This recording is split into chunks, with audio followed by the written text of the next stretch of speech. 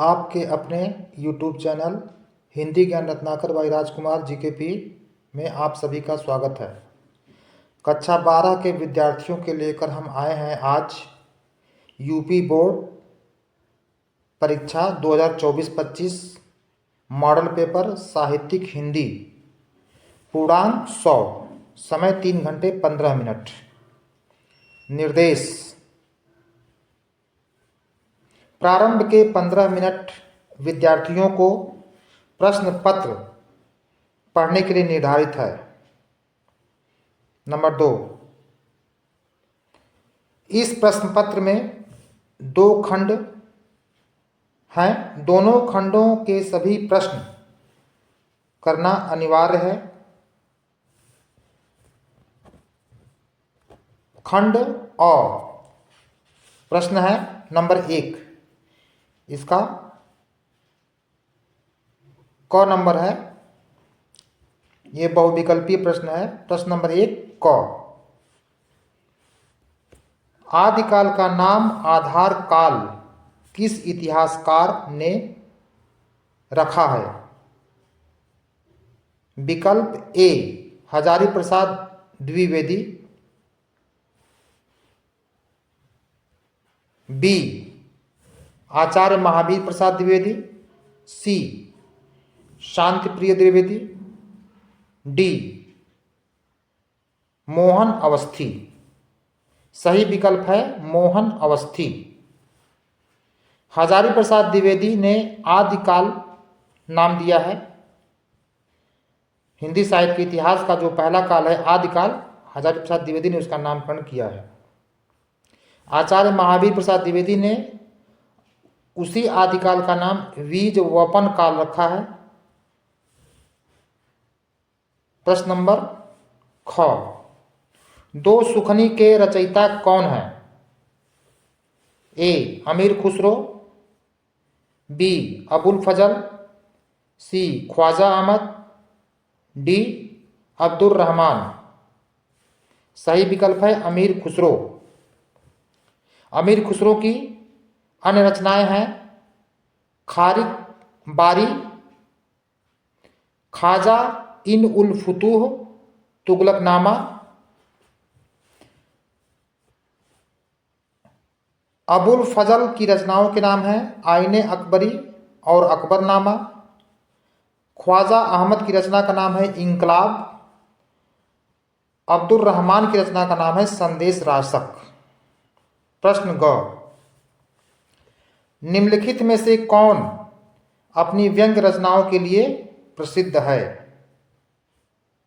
ए doctor Shyam सुंदर दास, B गुलाब राय, सी Harishankar Parsai, D Ramchandra Shukla. सही विकल्प है हरिशंकर परसाई। श्याम सुंदर दास अपने निबंध और आलोचना के लिए प्रसिद्ध हैं। गुलाब राय अपनी व्यंग्य और निबंध के लिए प्रसिद्ध हैं और आचार्य रामचंद्र शुक्ल अपनी समीक्षा के लिए प्रसिद्ध हैं। प्रश्न नंबर घ, प्रश्न नंबर 1 का घ खंड है। इसमें है रूपक रहस्य रचना है ए भारतेंदु हरिश्चंद्र की, बी डॉक्टर श्याम सुंदर दास की, सी वासुदेव शरण अग्रवाल की और डी जैनेन्द्र कुमार की। सही विकल्प है डॉक्टर श्याम सुंदर दास। भारतेंदु हरिश्चंद्र की रचना का नाम है भारत दुर्दशा, प्रेम जोगनी आदि। श्याम सुंदर दास की दूसरी रचना का नाम है साहित्यालोचन। वासुदेव शरण अग्रवाल की रचना का नाम है पृथ्वी पुत्र, माता भूमि, भारत की एकता, वेद विद्या, कला और संस्कृति। जैनेन्द्र कुमार की रचना का नाम है परख, त्यागपत्र, कल्याणी, सुनीता, विवर्त, जयवर्धन आदि। प्रश्न नंबर अंगा है। प्रश्न नंबर अंगा, शेखर एक जीवनी रचना की विधा क्या है? उत्तर यानी विकल्प है ए उपन्यास, विकल्प बी संस्मरण, विकल्प सी आत्मकथा, विकल्प डी यात्रावृत्त। सही विकल्प है उपन्यास। शेखर एक जीवनी उपन्यास विधा के अंतर्गत आती है। शेखर एक जीवनी के रचनाकार अज्ञेय हैं, सच्चिदानंद हीरानंद वात्स्यायन अज्ञेय हैं। शेखर एक जीवनी का प्रकाशन 2 भागों में किया गया था। पहला भाग सन 1941 ईस्वी में, दूसरा भाग सन 1944 ईस्वी में। प्रश्न नंबर 2, यह भी बहुविकल्पी है, इसमें ख है। प्रश्न ख है, निम्नलिखित में से सही सुमेलित नहीं है। जोड़े हैं भारत भारती चरित काव्य, ये सुमेलित है या नहीं है इसका पता लगाना है। अगला है रामचरितमानस प्रबंध काव्य। नेक्स्ट है पद्मावत महाकाव्य। नेक्स्ट है पृथ्वीराज रासो महाकाव्य। इसमें भारत और भारती जो चरित काव्य है ये सुमेलित नहीं है। ये भारत भारती मैथिली शरण गुप्त द्वारा लिखा गया एक काव्य है। रामचरितमानस गोस्वामी तुलसीदास द्वारा लिखा गया प्रबंध काव्य है। पद्मावत मलिक मोहम्मद जायसी द्वारा लिखा गया महाकाव्य है। और पृथ्वीराज रासो चंद बरदाई द्वारा लिखा गया महाकाव्य है। प्रश्न नंबर 2 का ख है, निम्नलिखित में से कौन सी निराला जी की रचना मानी जाती है। ए परशुराम की प्रतीक्षा, बी युगांत, सी यामा, डी निरूपमा। सही विकल्प है निरूपमा। परशुराम की प्रतीक्षा रामधारी सिंह दिनकर की रचना है। युगांत सुमित्रानंद पंत की रचना है।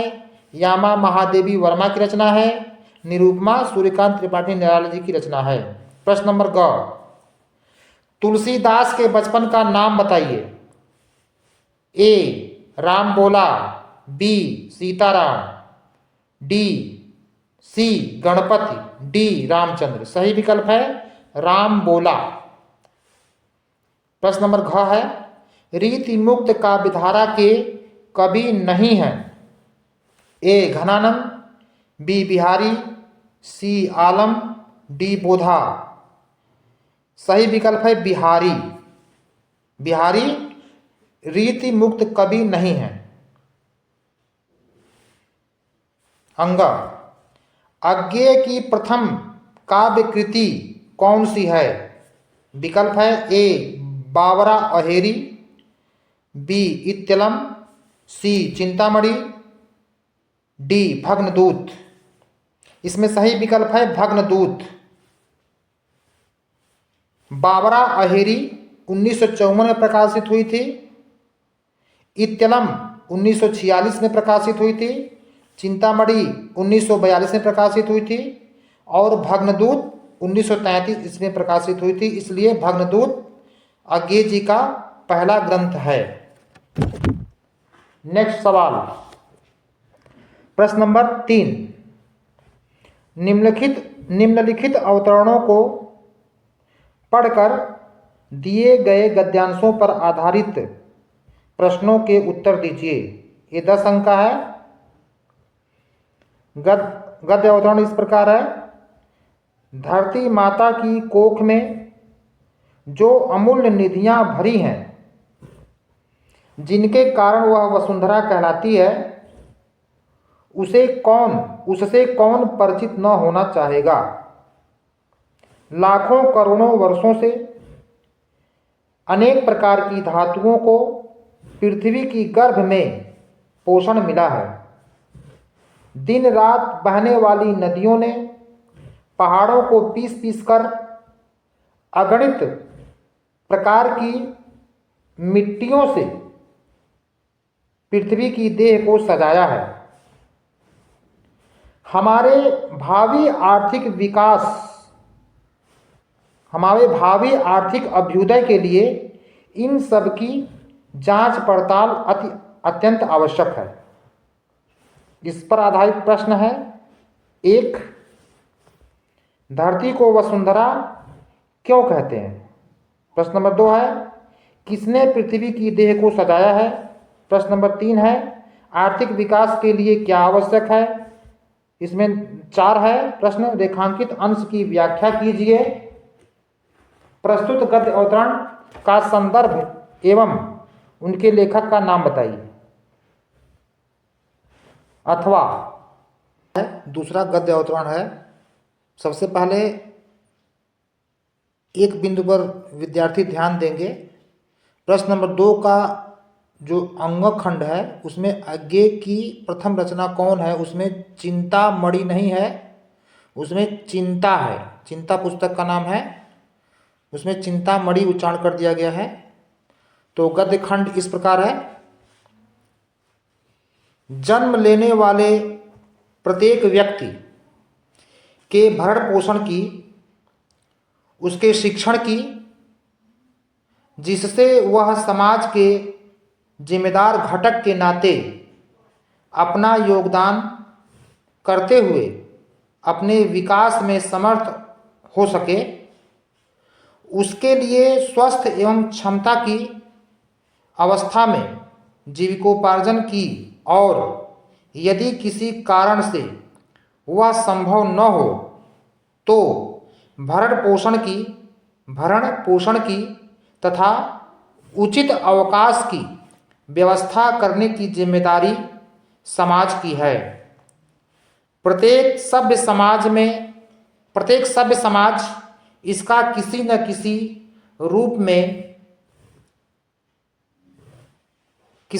रूप में इसका निर्वाह करता है। प्रगति के यही मुख्य मानदंड है। अतः न्यूनतम जीवन स्तर की गारंटी, शिक्षा, जीविकोपार्जन के लिए रोजगार, सामाजिक सुरक्षा और कल्याण को हमें मूलभूत अधिकार के रूप में स्वीकार करना होगा। इस गद्य अवतरण से संबंधित जो प्रश्न है उसमें नंबर 1 है लेखक की दृष्टि में सभ्य समाज के क्या दायित्व हैं। दूसरा प्रश्न है घटक तथा मानदंड शब्द का अर्थ स्पष्ट कीजिए। नंबर 3 है रेखांकित अंश की व्याख्या कीजिए। प्रश्न नंबर 4 है समाज का जिम्मेदार घटक कौन है। 5वां प्रश्न है गद्यांश के पाठ का शीर्षक और लेखक का नाम लिखिए। प्रश्न नंबर 4 निम्नलिखित पद्यांशों को पढ़कर पद्यांशों पर आधारित प्रश्नों के उत्तर दीजिए। ये 10 नंबर का है। पद्यांश इस प्रकार है जल पंजरगत अरे अभागे, जल पंजरगत अब अरे अधीर अभागे, वे ज्वलित भाव थे स्वयं तुझी में जागे, पर था केवल क्या ज्वलित भाव ही मन में, क्या शेष बचा था कुछ न और इस मन में, कुछ मूल्य नहीं वात्सल्य मात्र क्या तेरा,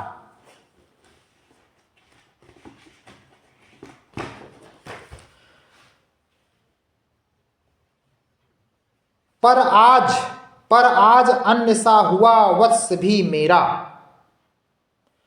थूके मुझ पर त्रैलोक्य भले ही थूके, जो कोई जो कह सके कहे क्यों चूके, छीने न मातृ पद किंतु भरत का मुझसे, रे राम दुहाई करूं और क्या तुझसे। प्रश्न है नंबर 1 प्रस्तुत पद्य का संदर्भ लिखिए। नंबर 2 रेखांकित अंश की व्याख्या कीजिए। नंबर 3 अन्य सा हुआ वत्स भी मेरा का आशय स्पष्ट कीजिए। नंबर 4 इस पद्य में अभिव्यक्त रस का नाम लिखिए। नंबर 5 है कैकेयी किससे दुहाई करती थी। कैकेयी किससे दुहाई करती है? अथवा, पहले हम इसकी व्याख्या बता देते हैं। इस गद्य पद्य अवतरण की व्याख्या इस प्रकार है।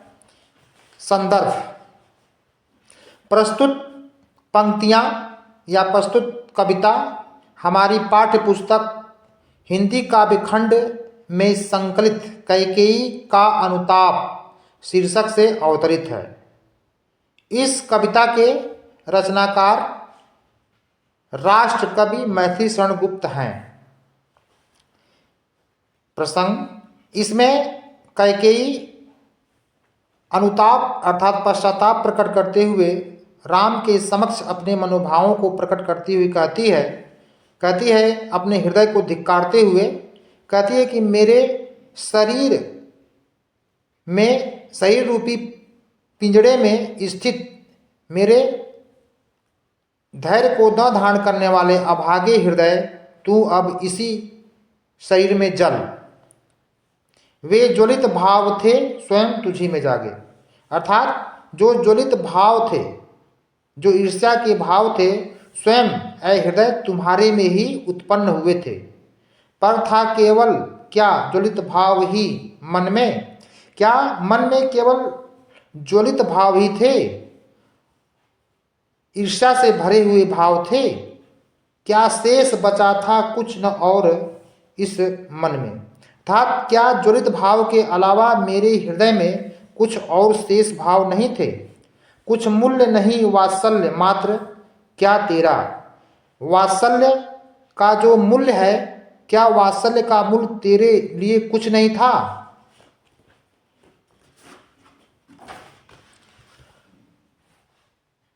पर आज अन्य सा हुआ वत्स भी मेरा।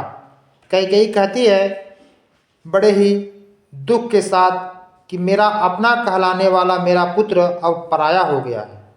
थूके मुझ पर त्रैलोक्य भले ही थूके, मेरे इस कृत्य पर भले ही तीनों लोकों के लोग मुझ पर थूकें, मेरी निंदा करें, मुझसे घृणा करें, उनको अधिकार है, करें। जो कोई जो कहे कहे क्यों चूके। जो मुझे कोई कुछ भी कह सकता है वो कहे, कहने से वंचित न रहे, वह इससे न चूके।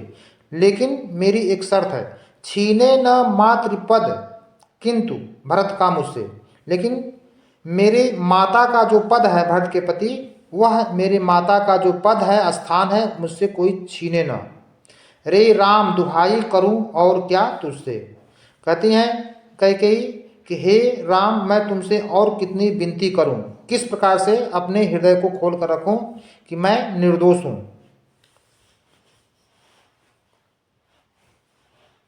इस प्रश्न पत्र का अथवा है,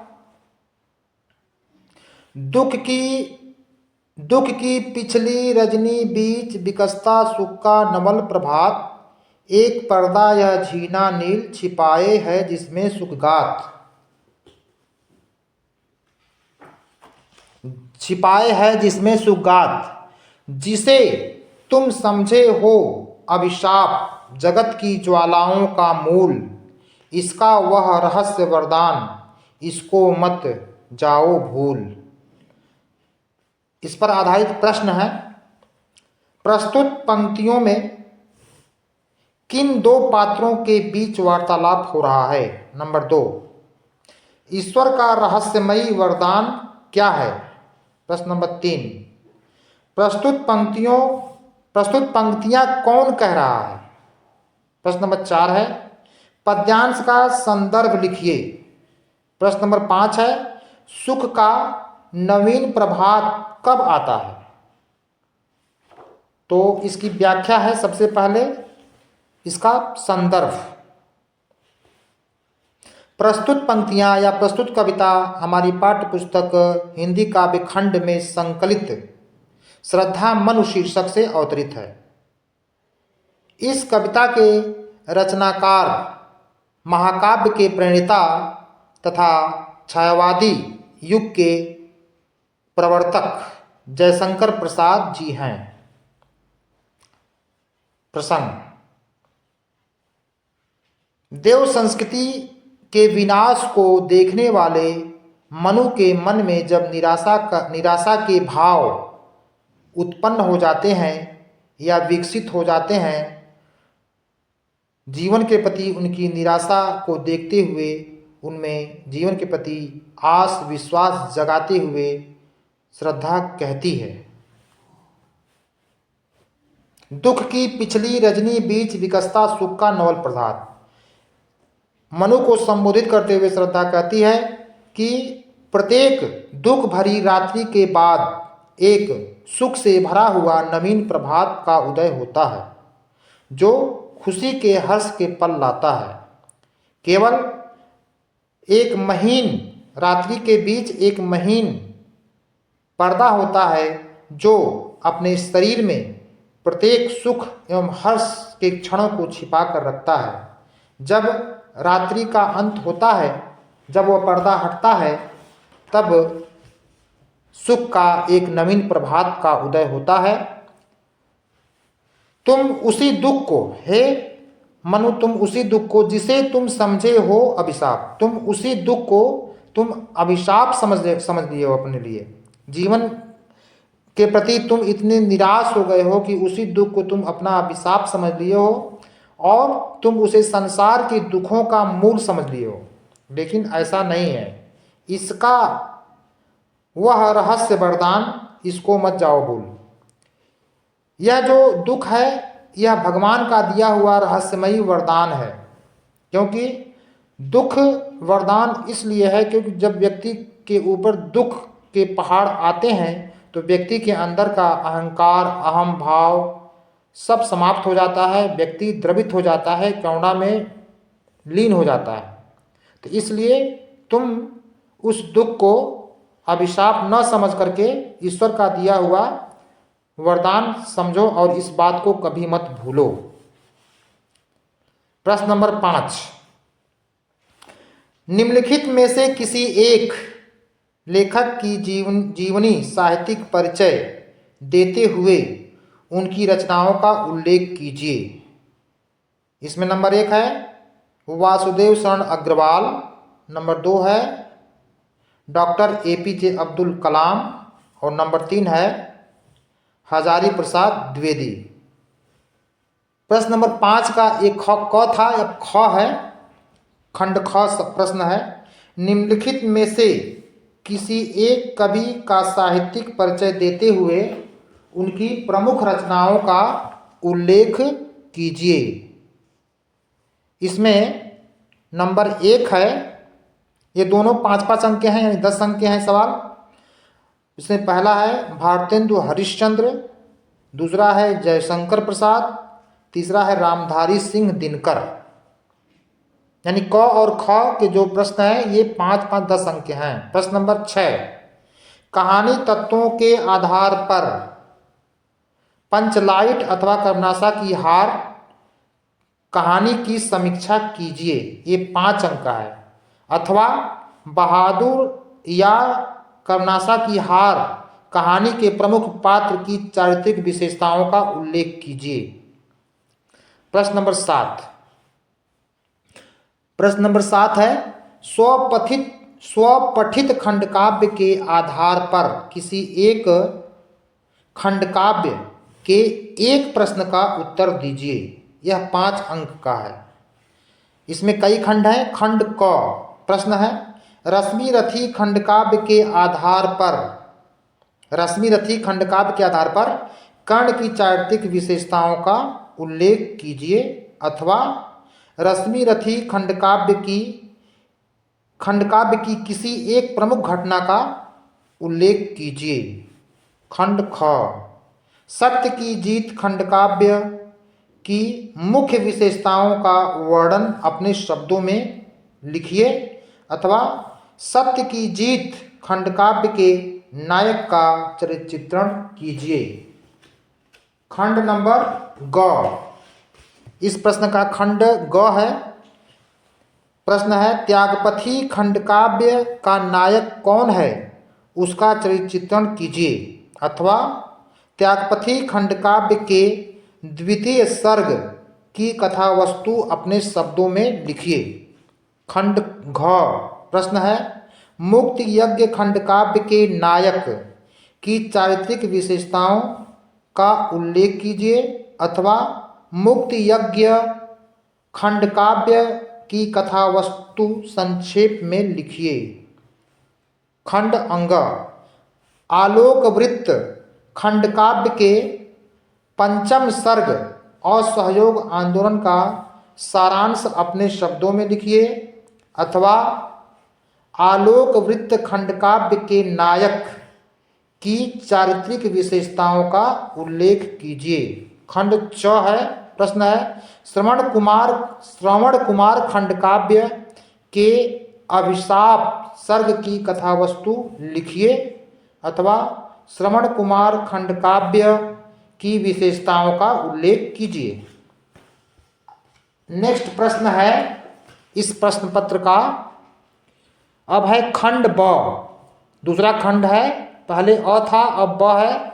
इसमें प्रश्न नंबर 8। प्रश्न नंबर 8 है, निम्नलिखित संस्कृत अवतरणों का संदर्भ सहित हिंदी में अनुवाद कीजिए। इसमें नंबर क है, इसमें से एक करना होगा। तो क है, क का पहला है, अतीते प्रथम कल्पे चतुष्पदाः सिंहं राजानम् अकुर्वन् मत्स्या आनंद मत्स्यः शकुनयः सुवर्णराजहंसं तस्य पुनः सुवर्णराजहंसस्य दुहिता हंसपोतिका अतीव रूपवती आसीत्। स तस्यै वरम अदात यत् सा आत्मनश्चित्रुचितं स्वामिनं वृणुयात् इति। हंसराजः तस्मै वरं दत्त्वा हिमवती शकुनी संघे समन्यपतत। नाना प्रकाराः हंसमयूरादयः शकुनीगणाः समागत्य एकस्मिन् महति पाषाणतले समन्यपतन्। संदर्भ। इसका संदर्भ है, प्रस्तुत संस्कृत गद्य अवतरण हमारी पाठ्य पुस्तक संस्कृत दिग्दर्शिका में संकलित उलूक जातकम के नृत्य जातकम खंड से अवतरित है। ये हो गया प्रसंग। अब हम इसकी व्याख्या करते हैं, हिंदी अनुवाद। विगत प्रथम कल्प में चतुष्पदा अर्थात चौपायों ने, जानवरों ने सिंह को राजानम अकुर्वन्, सिंह को राजा बनाया। अतीते प्रथम कल्पे चतुष्पदाः सिंहम राजानम अकुर्वन्।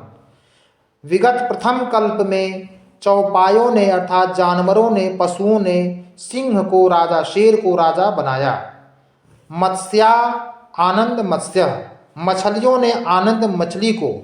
शकुनयः सुवर्ण राजहंसम, और पक्षियों ने सुवर्ण राजहंस को राजा बनाया। तस्य पुनः उसके सुवर्ण राजहंसस्य दुहिता हंसपोतिका अतीव रूपवती आसीत्। पुनः उस राजहंस की पुत्री हंसपोतिका अत्यंत सुंदर थी, रूपवती थी।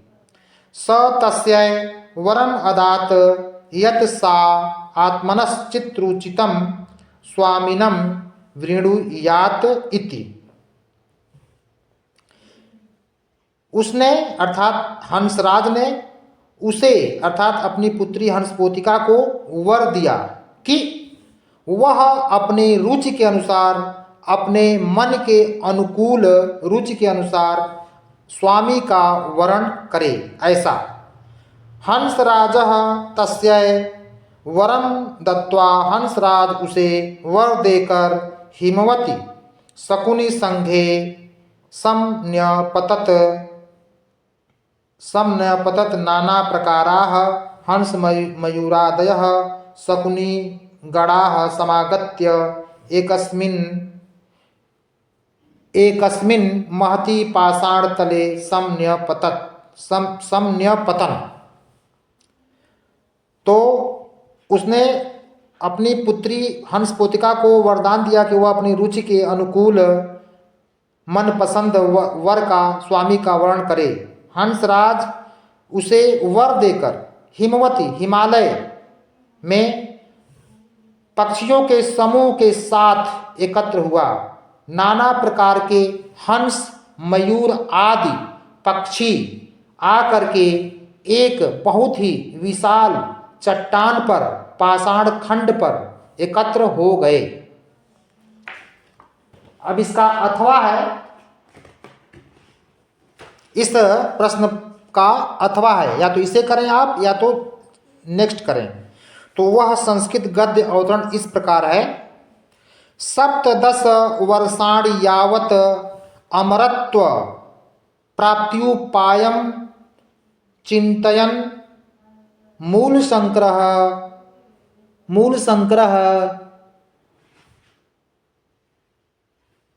ग्रामात् ग्रामं नगरात् नगरं वनात् वनं पर्वतात् पर्वतम अभ्रमत्। इसका हिंदी अनुवाद है। पहले हम संदर्भ बता देते हैं। प्रस्तुत संस्कृत गद्य अवतरण हमारी पाठ्य पुस्तक संस्कृत दिग्दर्शिका में संकलित महर्षि दयानंदः शीर्षक से अवतरित है। प्रसंग, इसमें स्वामी दयानंद सरस्वती का परिचय दिया गया है, उनकी महानता को पर प्रकाश डाला गया है।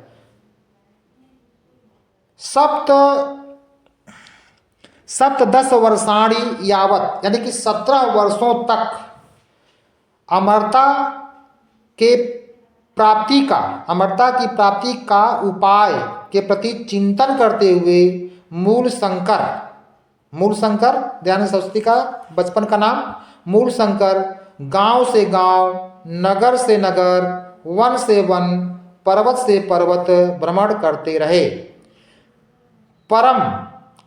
परम ना विंदता तितराम तृप्तिम, लेकिन उन्हें अत्यधिक संतुष्टि प्राप्त नहीं हुई। अनेकेभ्यो विद्वद्भ्यः व्याकरण वेदांतादीनि शास्त्राणि योग विद्याश्च अशिक्षत। हिंदी अनुवाद है इसका। अनेक विद्वानों से व्याकरण वेदांत आदि शास्त्र योग विद्या को उन्होंने शिक्षा लिया। नर्मदा तटे च पूर्णानंद सरस्वती नाम्नः सन्यासिनः सकाशात् सन्यासं गृहीतवान् दयानंद सरस्वती इति नाम च अंगीकृतवान्। इसका हिंदी अनुवाद है। नर्मदा नदी के किनारे पूर्णानंद सरस्वती नाम के सन्यासी के पास सन्यास ग्रहण करके महर्षि दयानंद सरस्वती के नाम को स्वीकार किया। कहने का मतलब यह है कि यमुना नदी के तट पर पूर्णानंद सरस्वती नाम के जो सन्यासी थे, उनके पास जाकर उन्होंने उनसे सन्यास ग्रहण किया। तभी से ये दयानंद सरस्वती के नाम को इन्होंने स्वीकार कर लिया। नेक्स्ट प्रश्न है प्रश्न नंबर 8 का ख है। प्रश्न नंबर 8 का ख, यानी कि पहले गद्य अवतरण था, अब पद्य अवतरण है, श्लोक। इसमें श्लोक इस प्रकार है,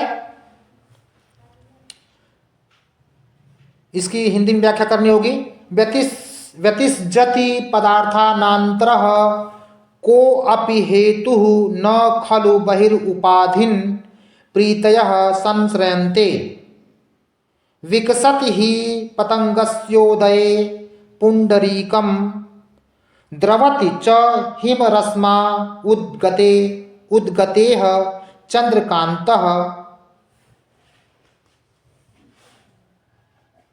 इसका संदर्भ है, इसका संदर्भ सहित हिंदी अनुवाद करना होगा तो संदर्भ मैं बता देता हूं। इसका संदर्भ है, प्रस्तुत श्लोक या प्रस्तुत संस्कृत पद्यांश हमारी पाठ्य पुस्तक संस्कृत दिग्दर्शिका में संकलित सुभाषित रत्नानि पाठ से अवतरित है। इसमें प्रेम की का वास्तविक यथार्थ प्रेम का जो यथार्थ स्वरूप है उस पर प्रकाश डाला गया है। श्लोक की व्याख्या इस प्रकार है, हिंदी अनुवाद। निश्चित रूप से व्यतिसजति पदार्थानान्तरः को अपि हेतु न खलु बहिरुपाधिन प्रीतयः संश्रयन्ते।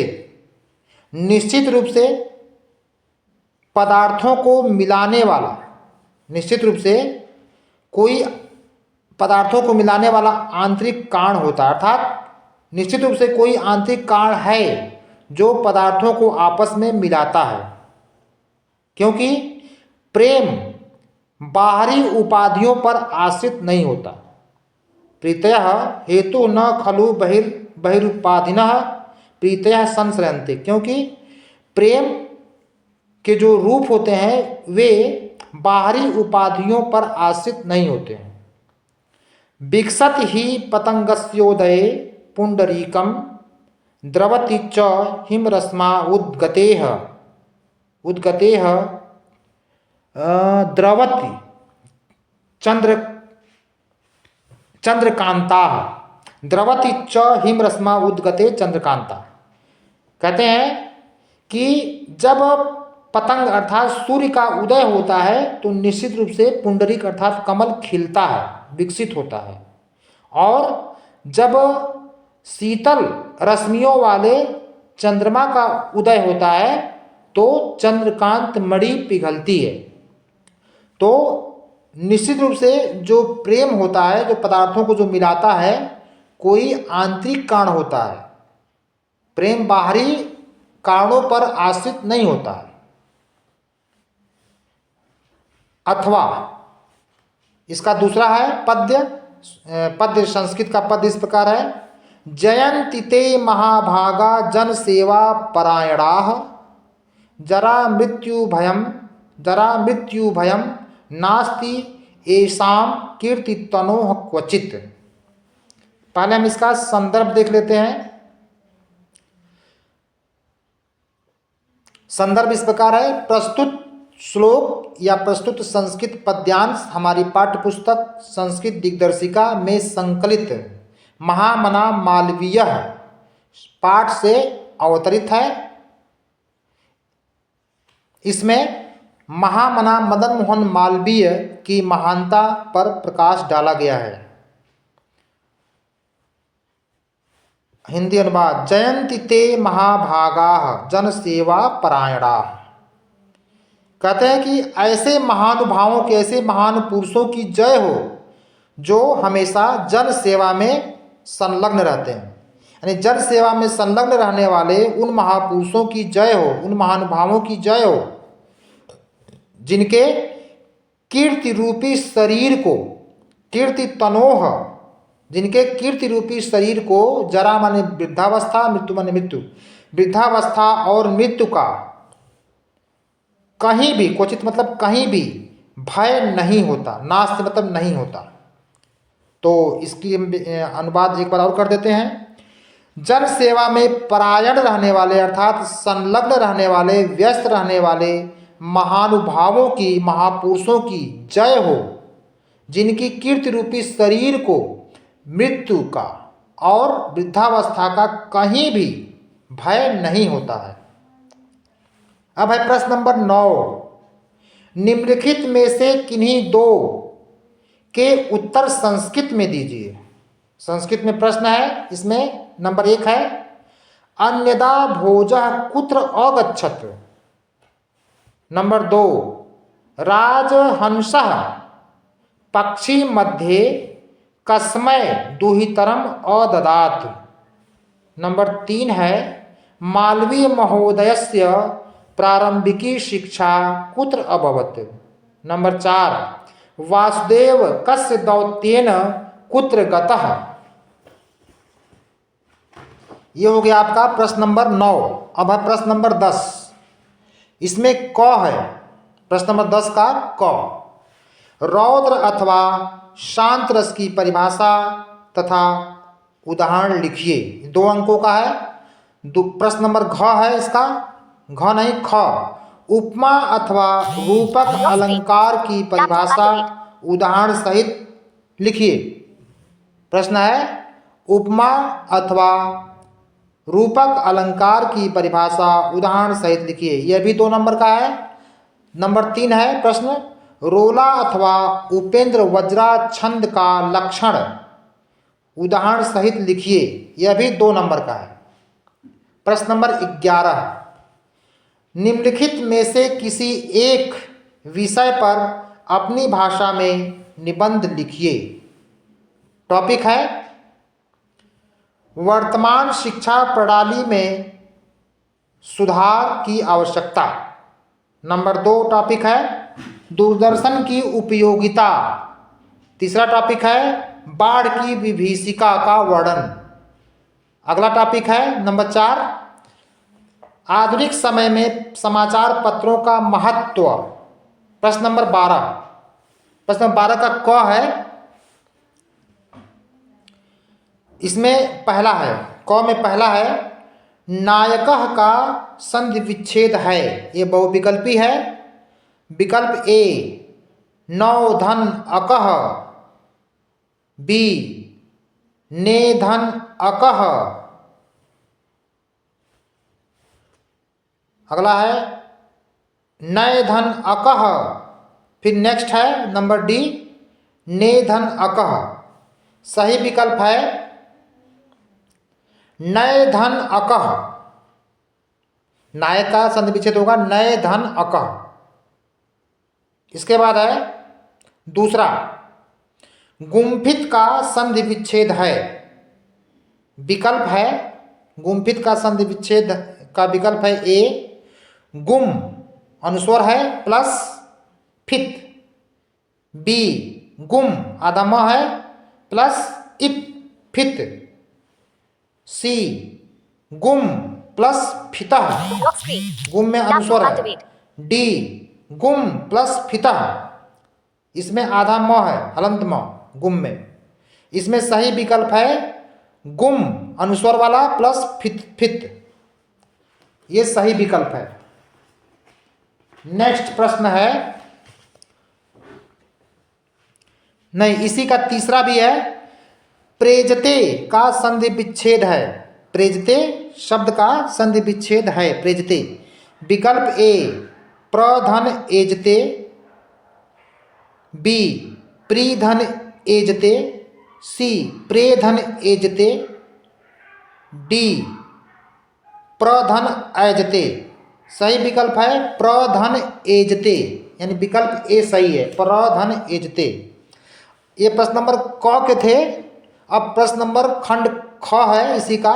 इसमें पहला है नीलाम्बुजम में समास है। नीलाम्बुजम शब्द में समास है।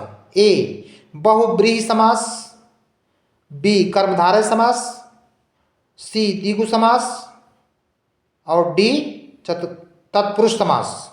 सही विकल्प है कर्मधारय समास। प्रश्न 2 है इसी का, दशानन में समास है। दशानन शब्द में समास है। ए कर्मधारय समास, बी बहुब्रीहि समास, सी द्विगु समास, डी द्वंद्व समास। सही विकल्प है बहुब्रीहि समास। प्रश्न नंबर 13 का क है। इसमें पहला है गतः में प्रत्यय है। विकल्प ए कत, बी कत्वा, सी मतुप, डी वतुप।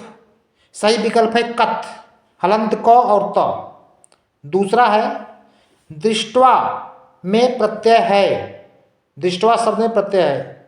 विकल्प ए वतुप, बी कत्वा, सी कत, डी अनियर। दृष्ट्वा में कत्वा, कत्वा प्रत्यय है। प्रश्न नंबर ख, निम्नलिखित रेखांकित पदों में से किसी एक पद में प्रयुक्त विभक्ति तथा उससे संबंधित नियम का उल्लेख कीजिए। इसमें ए है सहपादेन खंजः, बी है छात्रासुलता श्रेष्ठा, सी है अहमपि त्वया सार्धम यास्यामि। अब प्रश्न नंबर है 14, ये लास्ट प्रश्न है इस प्रश्न पत्र का। प्रश्न है अपने मित्र को एक पत्र लिखिए जिसकी परीक्षा करीब है, जो व्यर्थ में समय को नष्ट कर रहा है और अपनी पढ़ाई के प्रति सतर्क नहीं है, अथवा आपके मोहल्ले शिवनगर कॉलोनी की विद्युत आपूर्ति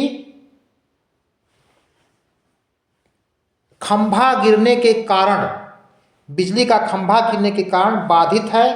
आप अपने क्षेत्र के अभियंता को एक शिकायती पत्र लिखिए जिससे कि विद्युत आपूर्ति बहाल हो सके। यह प्रश्न पत्र समाप्त हो गया है। अभी तक अगर आपने हमारे चैनल को सब्सक्राइब नहीं किया है तो आप इसे सब्सक्राइब कर लीजिए, इसे शेयर करिए और लाइक कीजिए, ताकि हमारे जो वीडियो हैं सभी लोगों के पास पहुंच सके और आपके समर्थन की, सहयोग की इस चैनल को आवश्यकता है।